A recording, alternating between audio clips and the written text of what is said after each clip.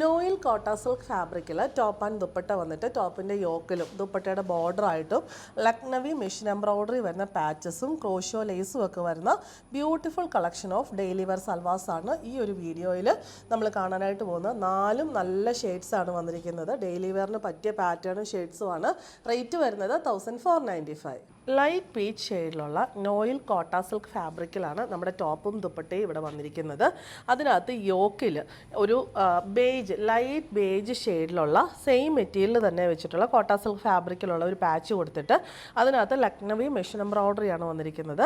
പാച്ചിന് ചുറ്റും same of white ആ ഒരു ലൈറ്റ് ബേജ് ഷെയ്ഡിലുള്ള ക്രോഷോ ലേസ് ബോർഡറും കൊടുത്തിട്ടുണ്ട്. സെയിം പീച്ച് ഷെയ്ഡിലുള്ള cotton silk bottom dupatta noil Kota silk ഫാബ്രിക്കിൽ തന്നെ വന്നിട്ട് ഒരു സൈഡിൽ നമ്മുടെ ഈ സെയിം പാച്ച് തന്നെ ബോർഡറായിട്ട് പോകുന്നു. ജോയിൻ ചെയ്യുന്നിടത്ത് ലാഡർ ലേസ്, എൻഡിൽ 4 സൈഡിലും ഈ ഒരു ചെറിയ ക്രോഷോ ലേസ് ബോർഡർ പോകുന്നു. ഈ 1 സൈഡിലെ ബോർഡർ വരുന്നുള്ളൂ. നല്ല ഭംഗിയുള്ള സൽവാർ സെറ്റാണ്. റേറ്റ് വരുന്നത് 1495. സെക്കൻഡ് വൺ വരുന്ന ലൈറ്റ് പിങ്ക് ഷെയ്ഡിലാണ്. സെയിം പാറ്റേൺ തന്നെ, എല്ലാത്തിലും പാച്ചിൻ്റെ ഷെയ്ഡും ആ ഒരു പാറ്റേണും എംബ്രോയ്ഡറി എല്ലാം സെയിം തന്നെ.